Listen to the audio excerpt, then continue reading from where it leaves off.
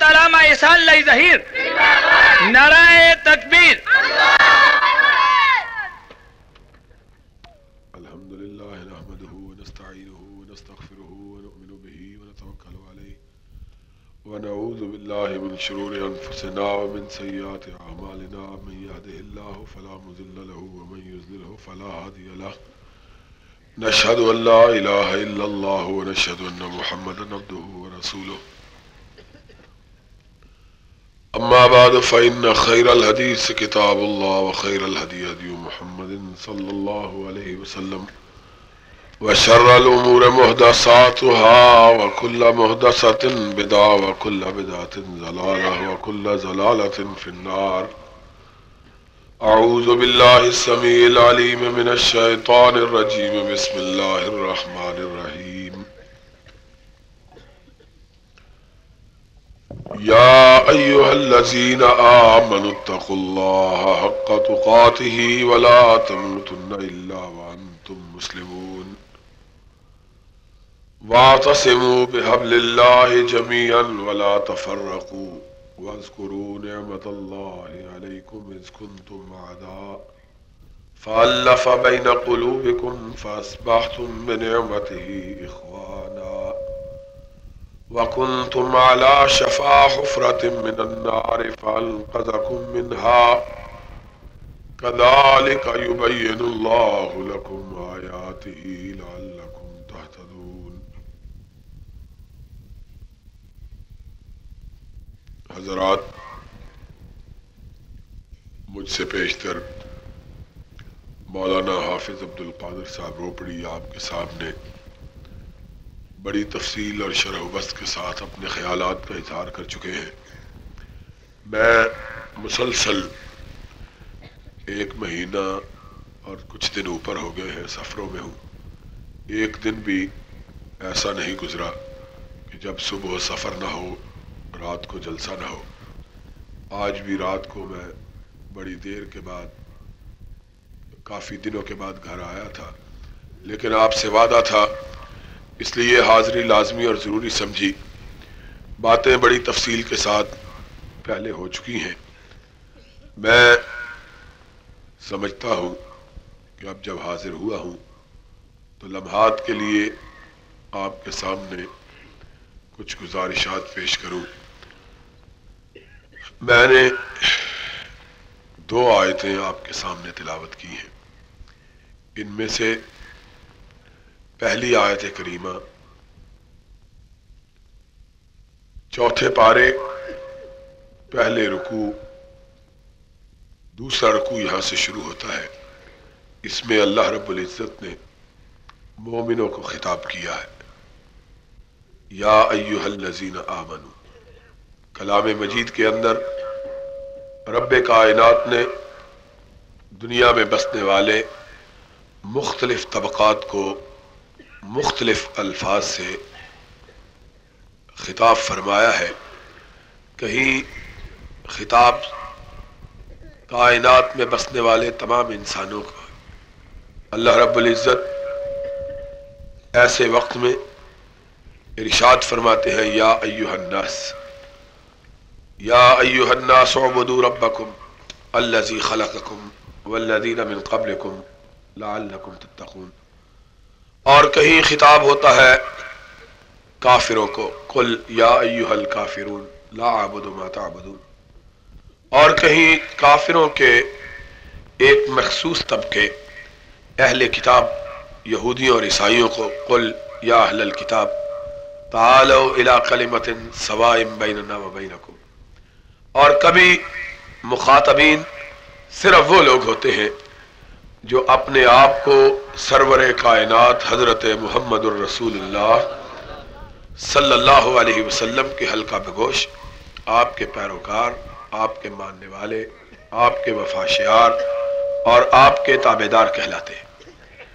کلام مجید کی ان آیات کے مخاطب بھی عام لوگ نہیں ہیں، نہ کافر، نہ مشرک، نہ یہودی، نہ عیسائی، نہ اور طبقات کے، بلکہ ان آیات کے مخاطبین صرف وہ لوگ ہیں جو محمد الرسول اللہ صلی اللہ علیہ وسلم کی رسالت پر ایمان رکھتے اور اللہ کی توحید کا اقرار کرتے ہیں۔ اللہ رب العزت نے انہیں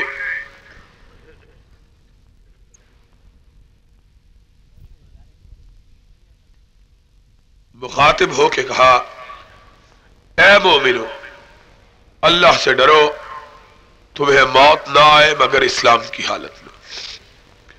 اور اس کے بعد ان مومنوں کو ایک انتہائی اہم حکم دیا، اور وہ حکم کیا ہے؟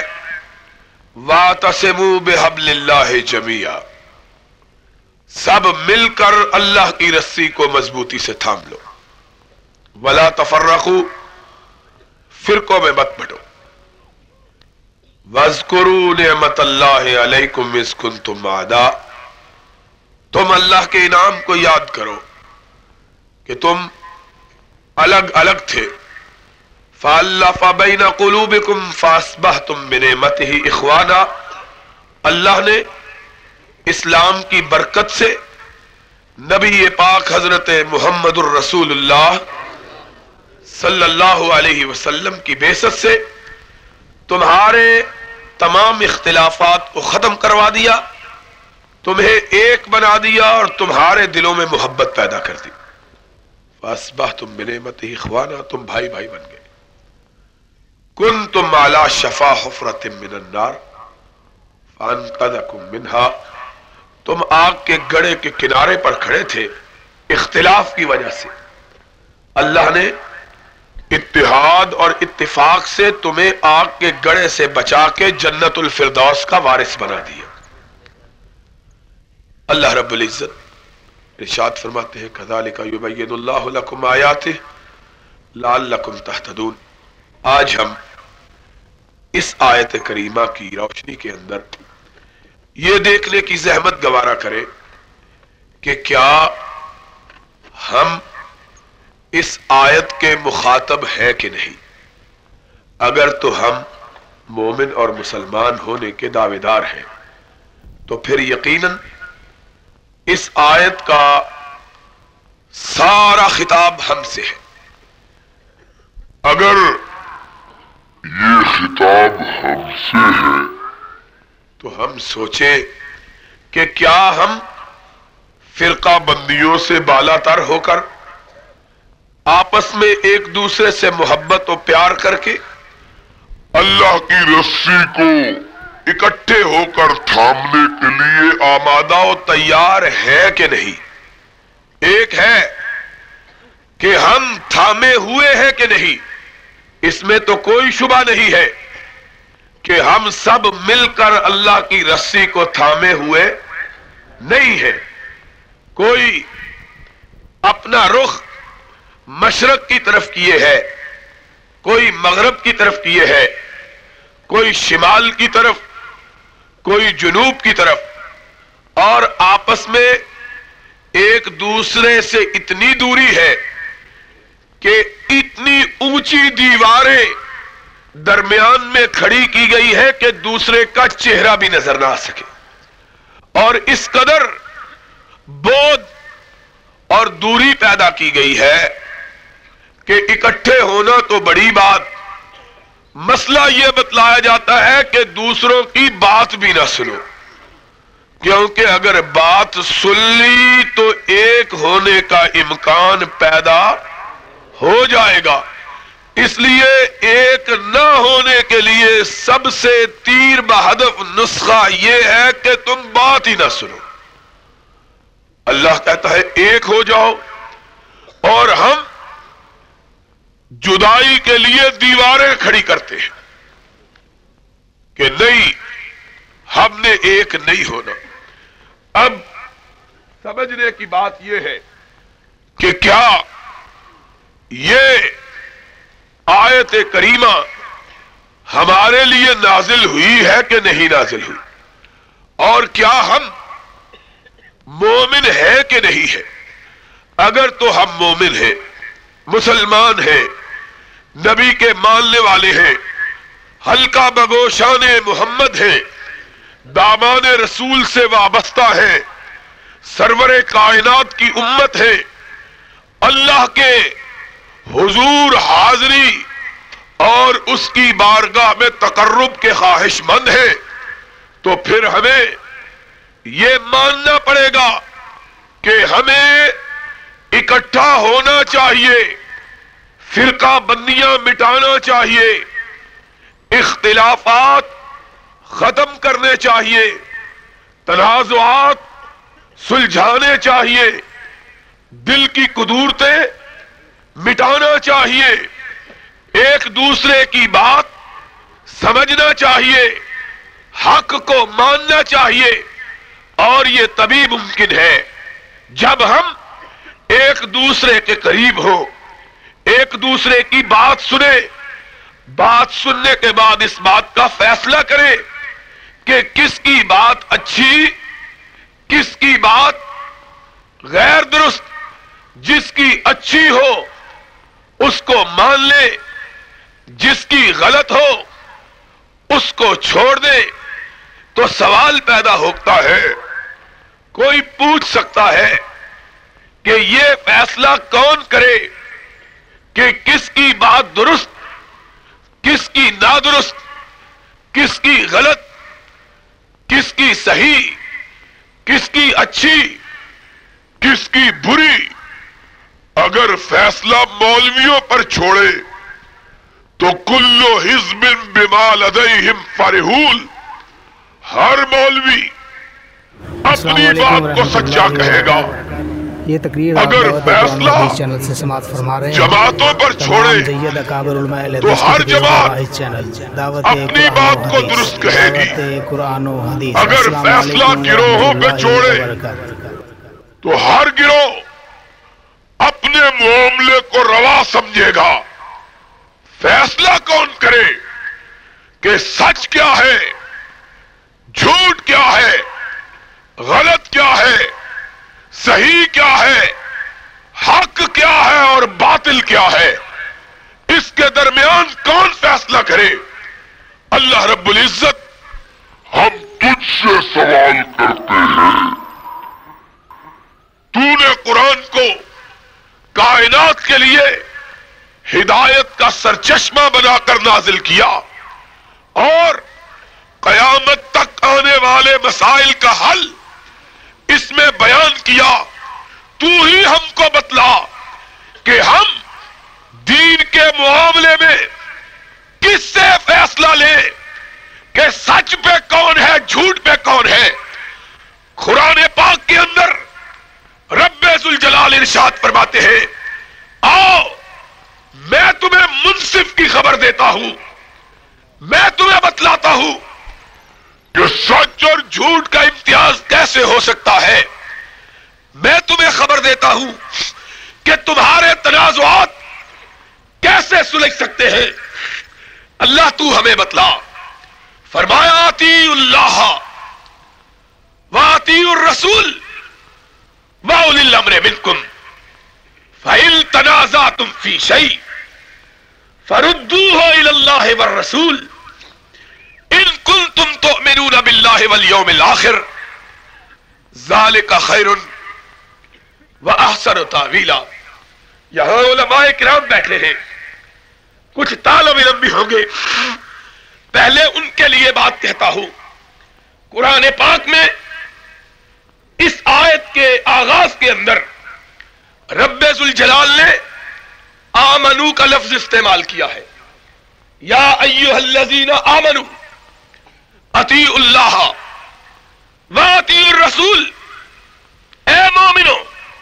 اور میرے نزدیک اس کا صحیح ترجمہ یہ نہیں ہے کہ اے مومنو، بلکہ اس کا صحیح ترجمہ یہ ہے اے ایمان کے دعوے دارو۔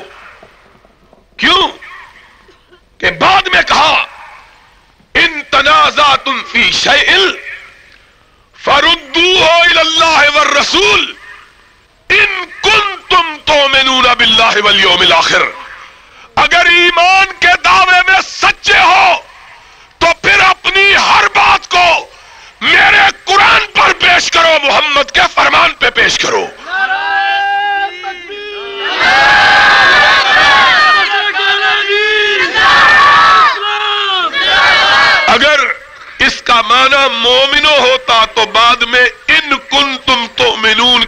بتانے کی ضرورت نہ تھی.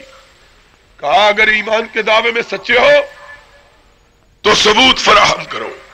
اگر سچے ہو اللہ کس طرح اپنے مسائل کو نپٹاؤ, اپنے تنازعات کو حل کرو, اپنے اختلافات چھوڑو, اپنی گروہ بندیاں توڑو, اپنے فرقوں سے بالا و بلند ہو جاؤ, اپنی جماعتوں کی دیواریں گرا دو, حق کا ساتھ دو, باطل کو ترک کرو, جھوٹ کو چھوڑو, سچائی کو اختیار کرو. اللہ پتہ کیسے چلے کہ سچ کیا ہے جھوٹ کیا ہے؟ فرمایا ردوہ الی اللہ والرسول. ہر بات جس کے اندر اختلاف ہو اسے رب کے قرآن پہ پیش کرو, نبی کے فرمان پہ پیش کرو. جس کا ساتھ رب کا قرآن دے اس کی بات سچی, جس کا ساتھ نبی کا فرمان دے اس کی بات سچی, چاہے وہ سب سے چھوٹا ہی کیوں نہ ہو. اور جس کا ساتھ رب کا قرآن نہ دے, محمد کا فرمان نہ دے, اس کی بات غلط, چاہے وہ کتنا بڑا ہی کیوں نہ ہو. یہ معیار عرش والے نے مقرر کیا. تو لوگوں سن لو, اسلام کے اندر فرقہ بندی, اختلافات, ان کا پیدا ہو جانا کوئی قباحت کی بات نہیں, لیکن ان کا باقی رکھنا اسلام کی نگاہ میں یہ درست بات نہیں ہے. اسی لیے اللہ رب العزت نے یہ کہا ان تنازعتم, کہ اختلاف ہو ہی جاتا ہے کسی نہ کسی مسئلے میں.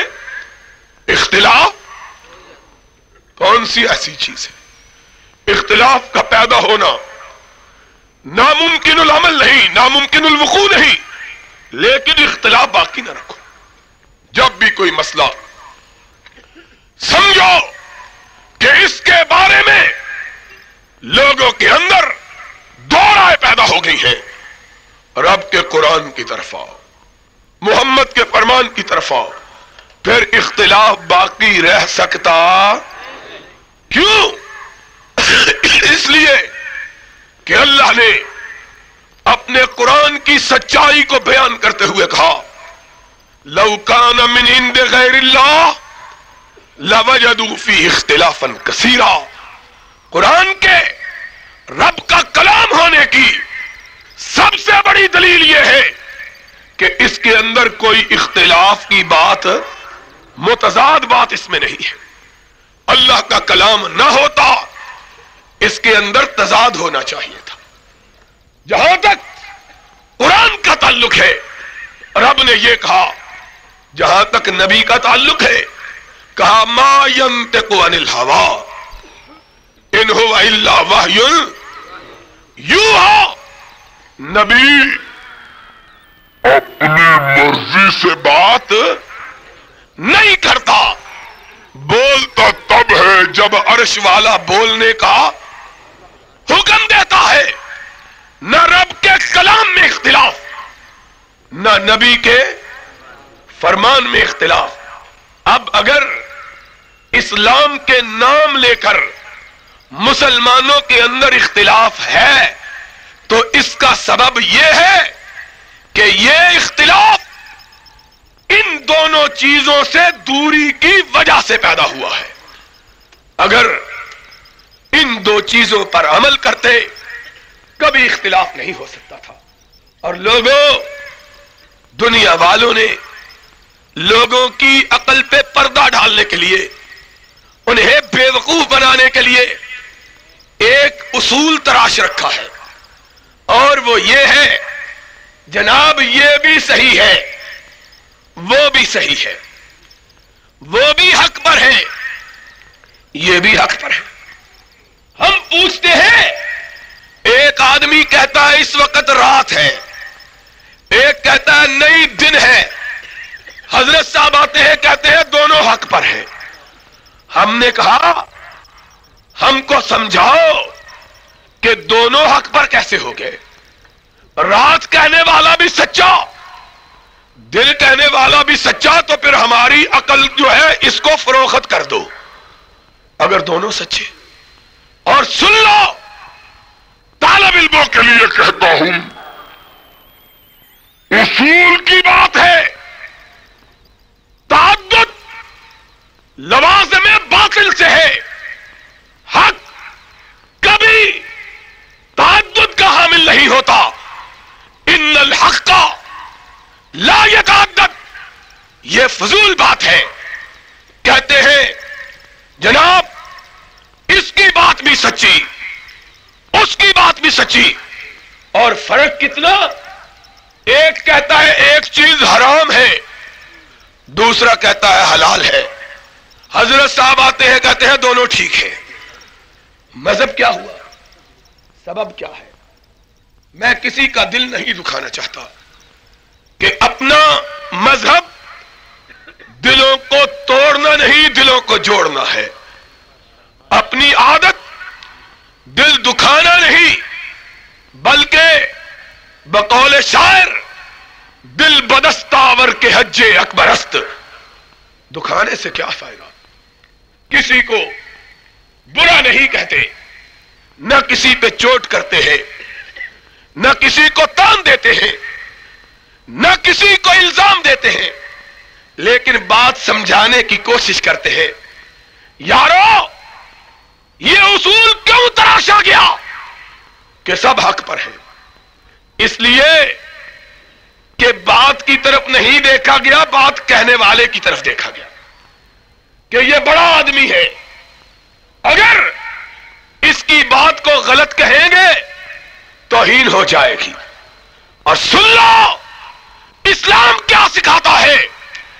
اسلام یہ نہیں سکھاتا کہ یہ دیکھو کہنے والا کون ہے, بلکہ اسلام یہ سکھاتا ہے کہ یہ دیکھو کہہ کیا رہا ہے.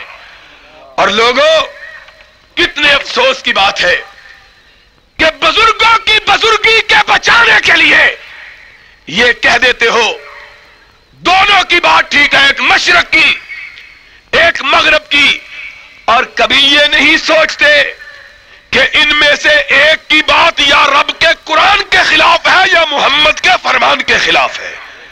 یہ نہیں سوچتے کہ دونوں کو سچ کہنے سے یا قرآن پہ چوٹ پڑتی ہے یا محمد کے فرمان پہ چوٹ پڑتی ہے. بات کیا ہے؟ بات یہ ہے کہ اسلام کی بنیادوں کو, اسلام کے قواعد اصلیہ کو, اسلام کے اساس کو لوگوں نے فراموش کر دیا. ساری دنیا کے بزرگوں کی بات کو اسلام سمجھ لیا گیا.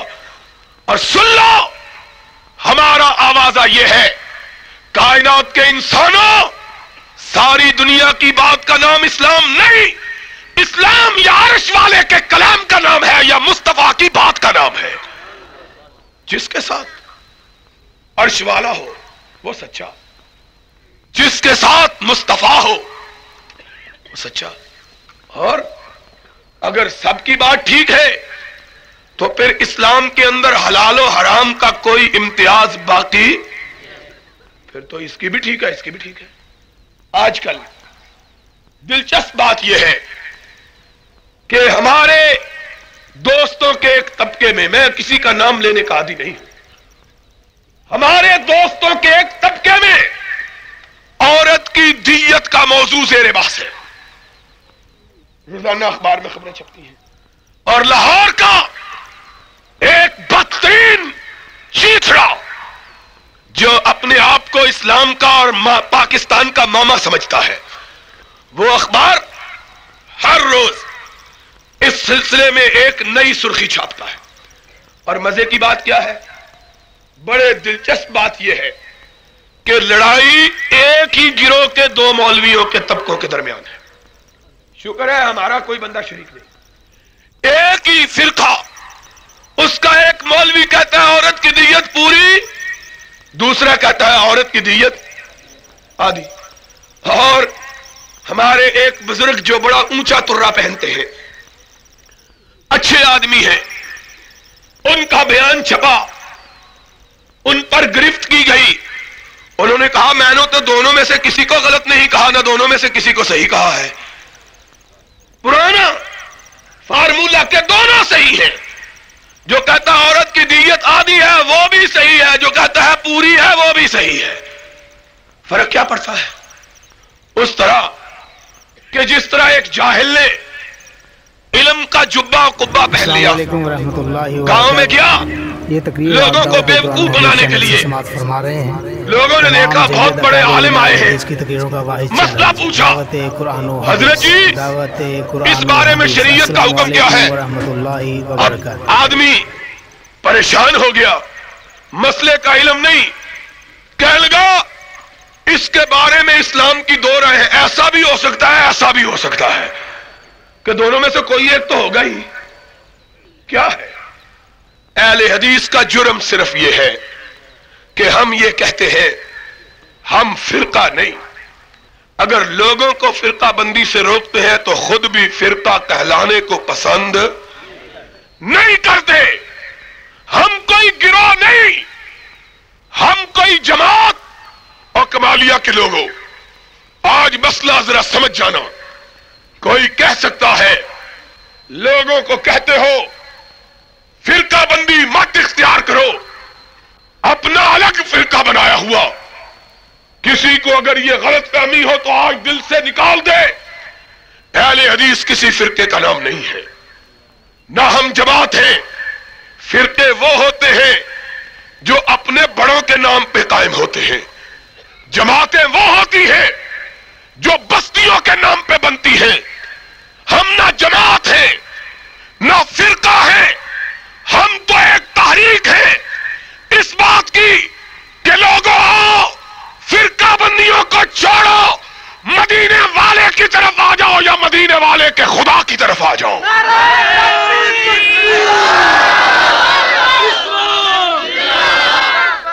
ہم یہ نہیں کہتے، اگر ہم یہ کہیں کہ اپنے بڑوں کو چھوڑ دو ہمارے بڑوں کو مان لو، پھر تو ہم جھوٹے ہیں، پھر ہم فرقہ ہے، پھر ہم کہیں چیچا وطنی کی نہ مانو کمالیہ کی مانو،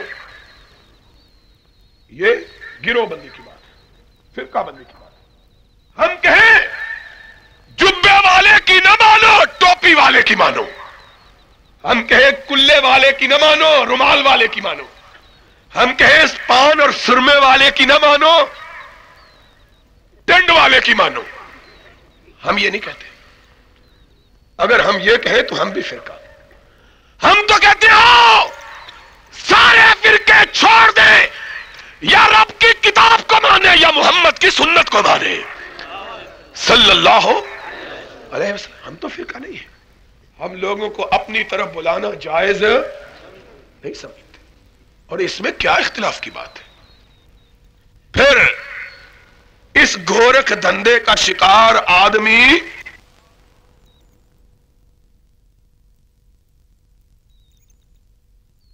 کہتے ہیں آؤ اختلافات کے خاتمے کا ایک ہی طریقہ ہے، ان تنازعتم فی شیء فردوہ الی اللہ۔ کیا اس میں قباحت ہے؟ ڈنکے کی چوٹ کہو۔ ہائے، مجھ سے مولوی صاحب نے کہا آج بیان کی تردید چھپی ہے، پتہ نہیں تمہارے اخبار میں چھپی ہے کہ نہیں۔ حضرت صاحب کی ایک اپنے ہی طبقے کے مولوی نے اعتراض کیا، جھوٹ بولتے ہو امام صاحب کے قول کے خلاف۔ جواب میں کہا میں نے تو دونوں کو حق پہ کہا، میں نے تو کسی ایک کا ساتھ نہیں، یہاں کے اخبار میں چھپا کہ نہیں؟ آج لاہور کے اخبار میں چھپا، کل آ جائے گا یہاں ڈاک ایڈیشن میں، لوکل ایڈیشن میں چھپا ہے، میں نے تو دونوں کو حق کہا ہے۔ اور کہاں ہے اہل حدیث کا بیٹا جو ڈنکے کی چوٹ کہے؟ بڑے سے بڑا آدمی اگر قرآن کے خلاف کہتا ہے، محمد کے فرمان کے خلاف کہتا ہے، جھوٹ کہتا ہے، مولوی جھوٹ بولتا ہے، محمد جھوٹ، بات تو اتنی ہے، کیا اختلاف؟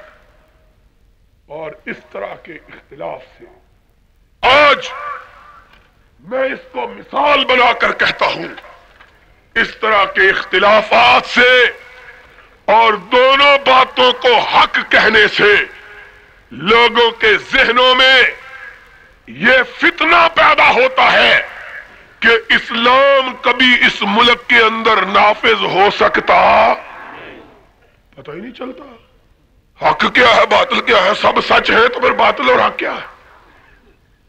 سن لو، اگر آج تک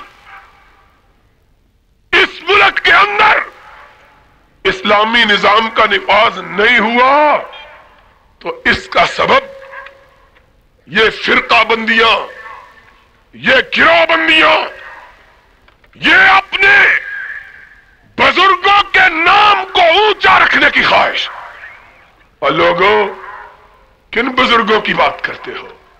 آؤ ان سب بزرگوں کو اس بزرگ کے نام پہ چھوڑ دو جس کی بزرگی کا ذکر آسمان والے نے اپنے قرآن میں کیا ہے۔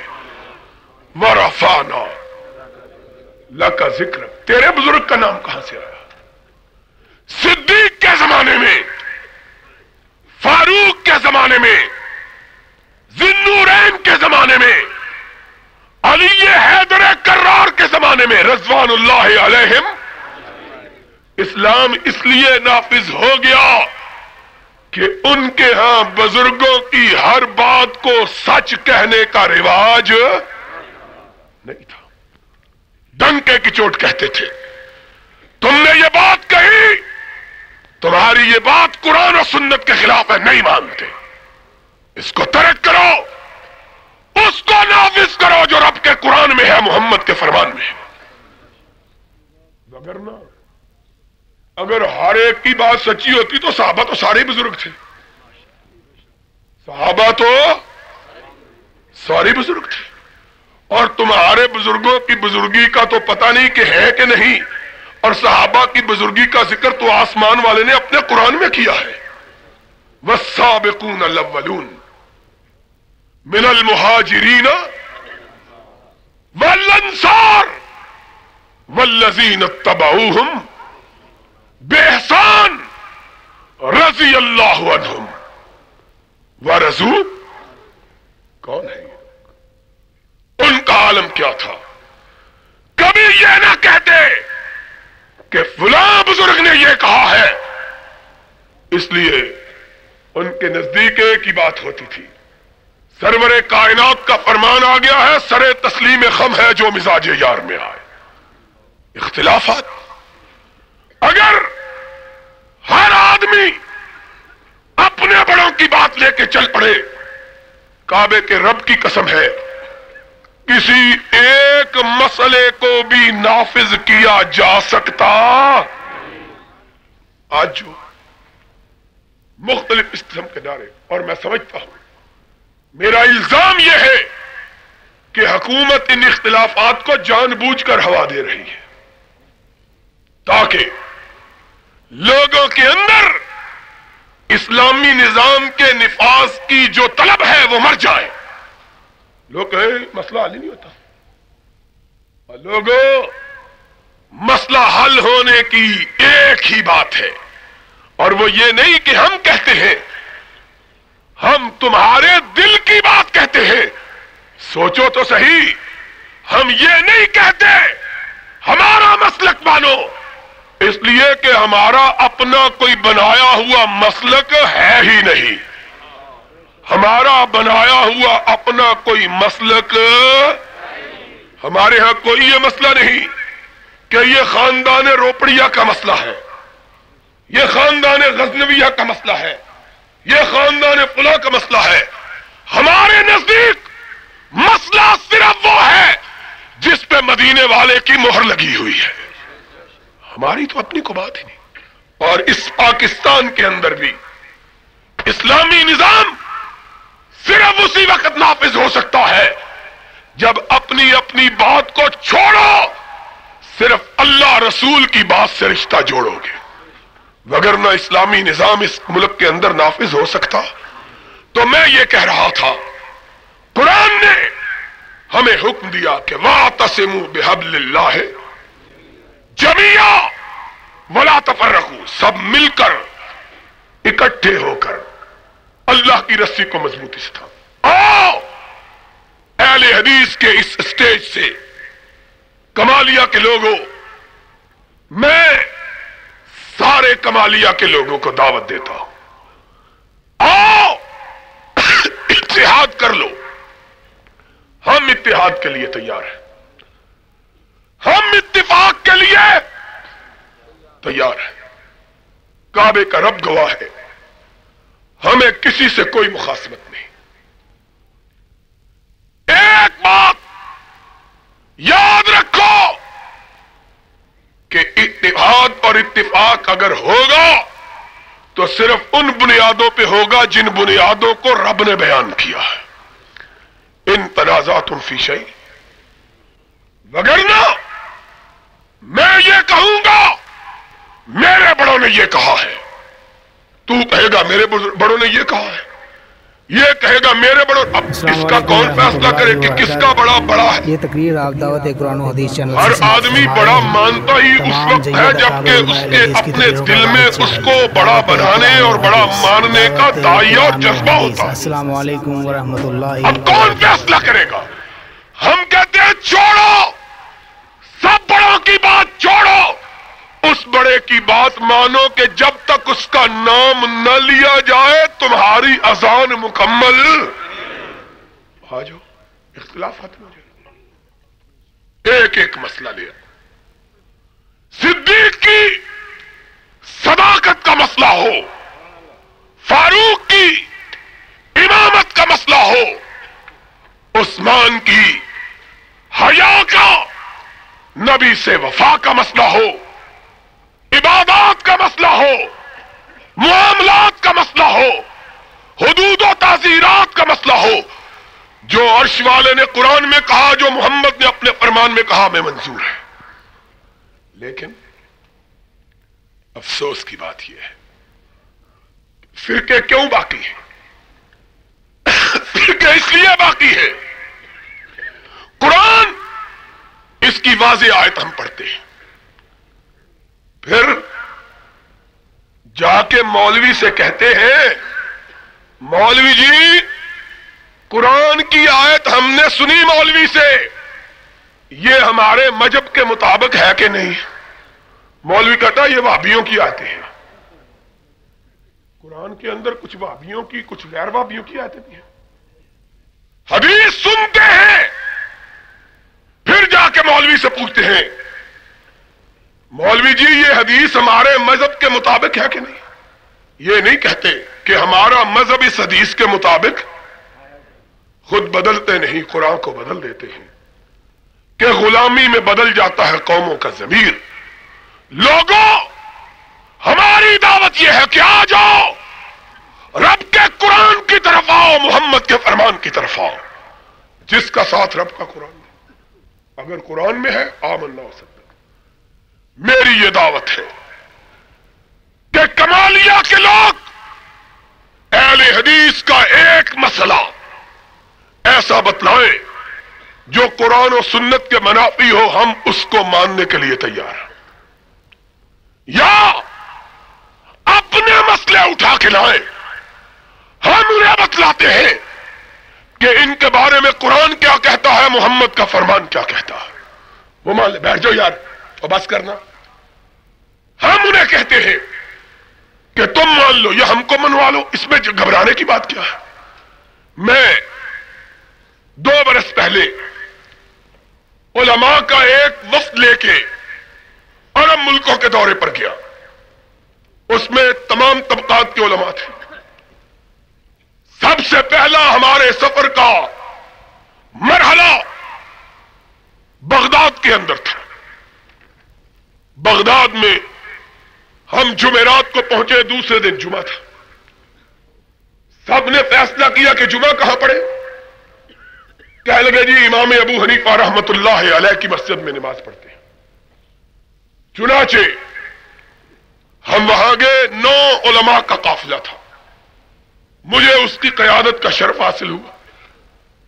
امام ابو حنیفہ رحمت اللہ علیہ کی بہت بڑی جامع مسجد ہے دریائے دجلہ کے کنارے، بہت بڑی. وہاں پہنچے, سرکاری مہمان تھے. عرب کے اندر یہ رواج ہے کہ جامع مسجد کے اندر مکبر کے لیے ایک اونچی جگہ بنائی ہوتی ہے جہاں مکبر اور چند لوگ کھڑے ہوتے ہیں. وہ امام کو دیکھ کر پیچھے سے تکبیر کہتا. انہوں نے حکومت کے مہمان سمجھ کر ہم کو اس اونچی جگہ, جن لوگوں کو حج کا شرف حاصل ہوا, انہوں نے کعبۃ اللہ میں بھی دیکھی ہے یہ جگہ, مسجد نبوی میں, تمام تقریباً عرب ملکوں میں یہی رواج ہے. اس اونچی جگہ دی. ہم 9 کے 9 ساتھی اکٹھے کھڑے ہوئے. تمام طبقات کے لوگ تھے, بریلوی دوست بھی تھے, دیوبندی بھی, ایک شیعہ دوست بھی تھے, اہل حدیث بھی تھے. شیخ الحدیث حضرت مولانا محمد عبداللہ صاحب, مولانا حافظ عبد الغفور صاحب. یہ اہل حدیث کی طرف سے دوسروں کا نام نہیں لیتا کہ ان کا تذکرہ آنے والا. نماز شروع ہوئی. اب امام صاحب کی مسجد ہے اور مسجد کے ایک گوشے میں, الگ حصے میں امام صاحب کی قبر بھی ہے. امام نے وللضالین کہا, ساری مسجد آمین کی آواز سے گونج اٹھی. ساری مسجد, ساری مسجد. اور یہ کمرے کے اندر چھپ کے بات نہیں کہہ رہا, اسٹیج پہ کھڑے ہو کے ذمہ داری سے بات کر رہا ہوں. دنیا کا کوئی شخص اس بات کی تردید کرنے کی جرات کر سکتا؟ کوئی اس زمانے کی بات نہیں کر رہا جس زمانے میں کوئی بغداد پہنچ ہی نہیں سکتا تھا. اگر کسی کو شبہ ہو ہمارے ساتھ آئے, ٹکٹ کے پیسے ہم کو دے. اگر وہاں آمین ہوتی ہو, ٹکٹ اس کے ذمے نہ آمین پکارے تو ہم اس کا کرایہ بھی دینے کے لیے تیار ہیں. آمین کہیں بلند آواز سے. اب مولوی صاحب 2-3 بیچ میں سے بڑے پریشان ہو گئے. ایک تو ہمارے دوست تھے, ان کی ہنسی نکل گئی. اب میں نے دیکھا جو میرے ساتھ مولوی صاحب تھے, اللہ معاف کرے, اب مولوی صاحب نے ادھر ادھر دیکھنا شروع کیا نماز کے اندر کہ آمین تو ہو گئی ہے, آگے پتہ نہیں کیا ہونے والا ہے. لوگ زمین کی طرف دیکھ رہے تھے, مولوی صاحب آسمان کی طرف دیکھ رہے تھے. اب امام نے سورت جو پڑھی وہ بھی وہابیوں کی سورت, پہلی رکعت میں سبح اسم ربک الاعلی, جمعے کی نماز. اب امام صاحب اور پریشان, مولوی صاحب اور پریشان ہو گئے. یہ کہاں وہابیوں کی مسجد میں ہم کو لے کے آگے ہیں, اب مسجد امام صاحب کی ہے. اب وہ دیکھ رہے ہیں. امام نے کہا اللہ اکبر, دونوں ہاتھ اٹھائے, اس نے بھی اور ساری مسجد نے بھی. رفع یدین کیا, رکوع سے سر اٹھایا تب بھی کیا. اب جب سلام پھیری, ابھی ایک طرف ہی سلام پھیری تو چونکہ وہ میرے بائیں طرف تھے, سلام دائیں طرف پھیری, منہ میری طرف ہوا. کہنے لگا وہابیہ خوش نہ ہو, دونوں طرح جائز ہے. مجھے کہنے لگے خوش نہ ہو, دونوں طرح جائز ہے. میں نے کہا مجھے دوسری طرح سلام تو پھیر لینے دے. دوسری سلام پھیری, کہنے لگا کیوں ہنس رہے ہو؟ میں نے کہا دونوں طرح جائز ہونے پہ ہنس رہا ہوں. کہنے لگا اس میں کیا بات ہے؟ میں نے کہا یہی تمہیں عادت ڈبو گئی ہے, جب کوئی جواب نہیں آتا تو کہتے ہو ایسا بھی ہو سکتا ہے. میں نے کہا کبھی یہ پاکستان میں اپنی مسجد کے اندر کھڑے ہو کے بھی کہا ہے کہ دونوں طرح جائز ہے؟ کہنے لگا کہنے کو تو تیار ہوں, لیکن لوگ بڑے بیوقوف ہوتے ہیں. لوگ, حقیقت یہ ہے, کعبے کا رب گواہ ہے. میں نے اسے کہا دوست, دونوں طرح کی بات میرے اور تیرے گناہگار جیسے بندے کے بارے میں تو کہی جا سکتی ہے کہ کبھی ہم نے ایسا کہا پھر بھول گئے, الٹ کہہ دیا, لیکن وہ دونوں طرح کی بات نہیں کر سکتا جس کا کا رشتہ آسمان سے جڑا ہوا ہے.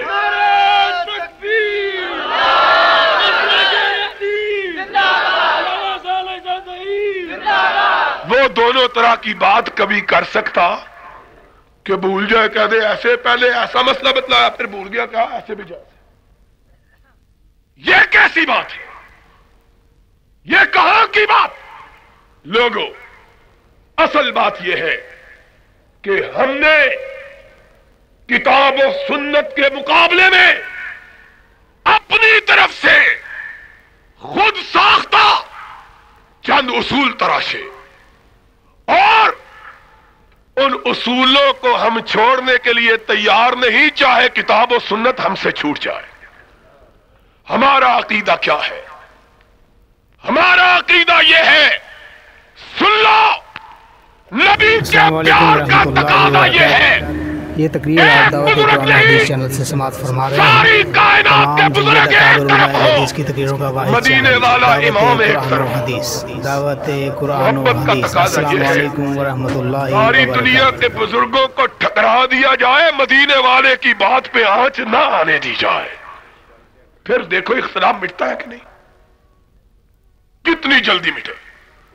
ہر بات جو مولوی بیان کرے اس کو کہو جاؤ اس کا حوالہ یا قرآن سے نکال کے دکھا یا محمد کے فرمان سے نکال کے دکھا صلی اللہ. اس کو کہو اپنی طرف سے پچر کہتے کیا ہے؟ قرآن کہتا ہے لا یعلم من فی السماوات والارض الغیب الا اللہ. جواب کیا ہے؟ اللہ کہتا ہے زمین و آسمان میں کوئی غیب کا علم رکھتا؟ کہتے ہیں سیدی بو علی کے متعلق مشہور ہے کہ اپنے گھر میں بیٹھے ہوئے تھے, مرید گرد و پیش بیٹھے ہوئے تھے, حضرت نے نگاہ اٹھائی, کہنے لگے درے. لوگوں نے کہا حضرت صاحب کیا ہوا؟ کہنے لگے کعبہ میں ایک کتا داخل ہونے لگا تھا, میں نے اس کو روک دیا ہے. یہ قرآن کا جواب ہے, یہ قرآن کا جواب ہے. کس بات سے جواب دیتے ہو؟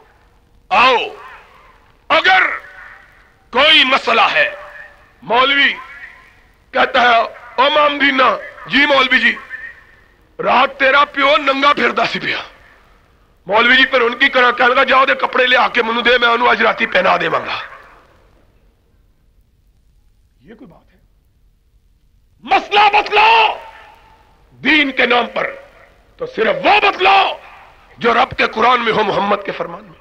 مولوی کیا کہتا ہے؟ ہم نے مسئلہ بیان کیا, اس نے کہا تو نے ٹوپی نہیں پہنی ہوئی. میں نے کہا تجھے نظر نہیں آتی پہنی ہوئی ہے. کہنے لگا اینک نہیں پہنی ہوئی. میں نے کہا تو یہ نظر نہیں آتی پہنی ہوئی ہے. کہنے لگا رسول نے پہنی تھی. مسئلے کے جواب میں ٹکسلا, رسول نے پہنی تھی. میں نے کہا میں اسے دین سمجھ کے نہیں پہنتا. تو بھی کہہ دے کہ تیرا ختم درود دین میں سے نہیں ہے, ہم صبح تیرا ختم دلوا دیتے ہیں. کہنے لگا ٹھیک ہے. پھر کہنے لگا اگر ہم کہیں دین کی بات نہیں ہے تو حلوہ کون کھلائے گا؟ دنیا کی وجہ سے کون کھلاتا ہے؟